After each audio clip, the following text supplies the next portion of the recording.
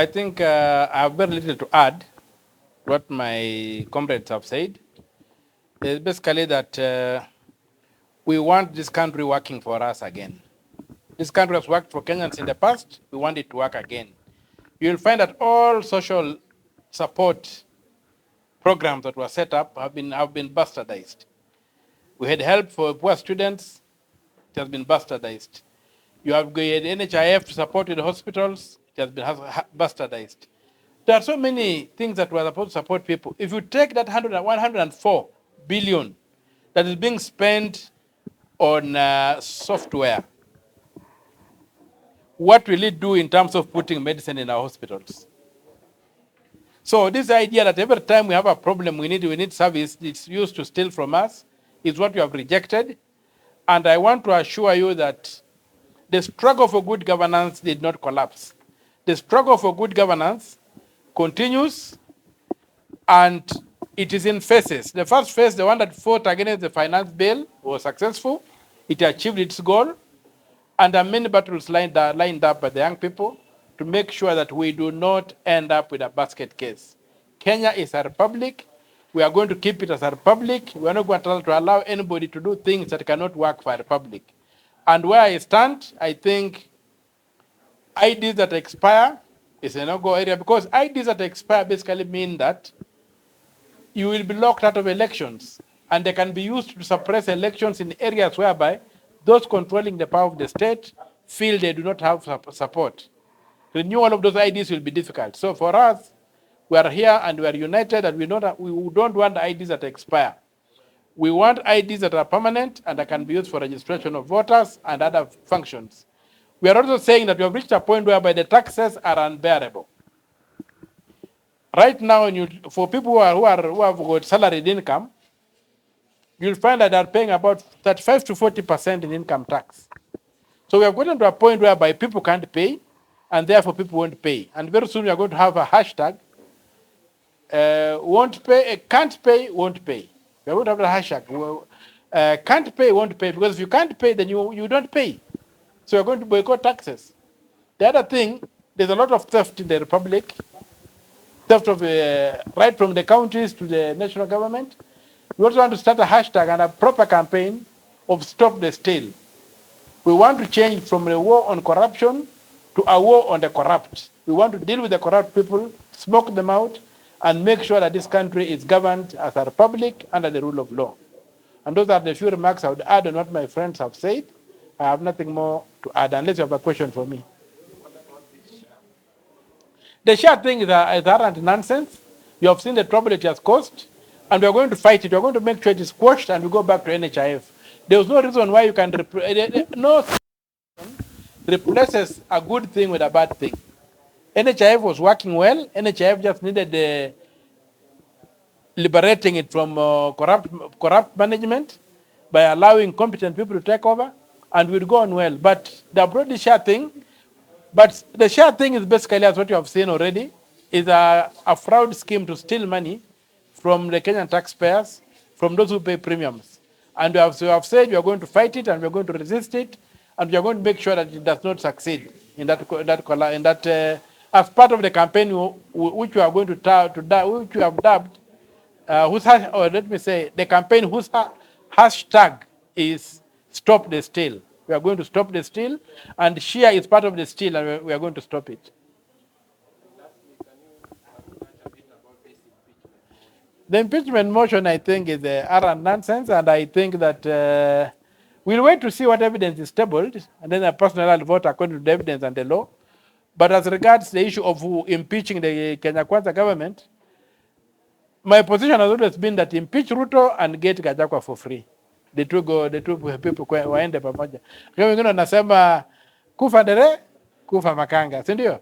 So we want to impeach Ruto and then get nani for free. Gachagua of course comes as a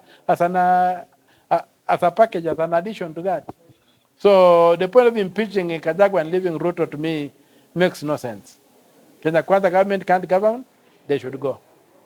But it's a diversional tactic that is going to buy them some time by focusing the nation on the wrong issues. Thank you. Asante. Hawa ni wana youth. These are the youths of this country. 2 months ago, tulikuwa kwa street kama Gen Z, tukipigania good governance.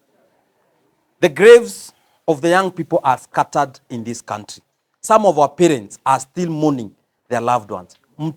Mzazi alete mtoto university, huo mtoto saizi au kwa kaburi. Hakukufa bure, alikufa akipigania uongozi bora. So ni aibu kubwa sana ati leo hii bunge wanaenda kuimpeach deputy president ati kwa sababu aligonga meza, one of the partners in crime. Na ule mtu ambaye alifanya hawa watoto wote wauliwe anastahili kuwa kwa kiti kweli? Senator alisema vizuri sana, akasema we impeach President Ruto, we get Gachagua for free, and that is our stand for Kenya. Kenya tulikuwa tunaenda kwa street to make sure the entire Kenya Kwisha regime goes home, including all the ministers. Lakini waache kuchezea wa Kenya akili ati shida ilikuwa ni Gachagua ati kwa sababu amegonga meza. Gachagua amegonga meza wanafunzi 14,000 hii Sunday niliona kwa Standard front page hawajaingia university.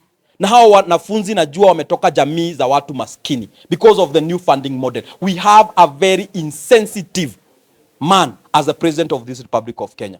Mtu ambayo at this time and era ati tuko na abductions zinafanywa, watu wanakuwa tortured, some people are being sodomized in their own country, a country that has constitution.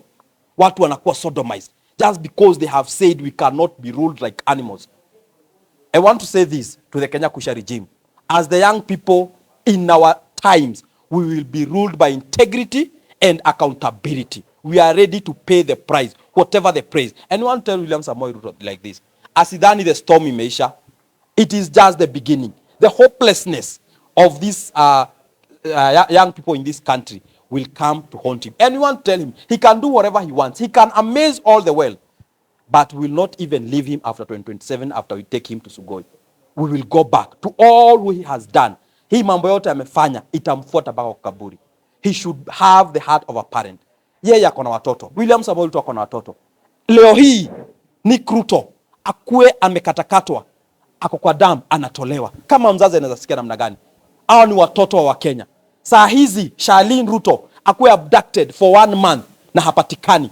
Yeye kama mzazi atasikiaje? Ajiweke kwa viatu za Wakenya, yale mambo ambayo anafanyia Wakenya. And we want to tell him that his time is coming. The gods, the Kenyans, everybody is on our side.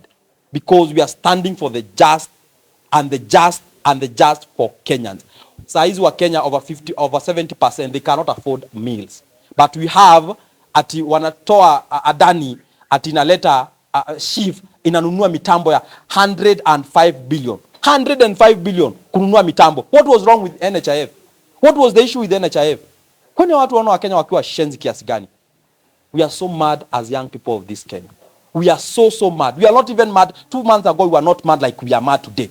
Because they want to show all what we did is because of one of the partners in crime who banged the table. I won't talk much. Let me give my colleagues to talk something. Thank you so much. Yangu ni machache sana. It's all about the national identity card. I keep telling Kenyans, I got my Kenyan nationality with the milk from my mother's breast for free.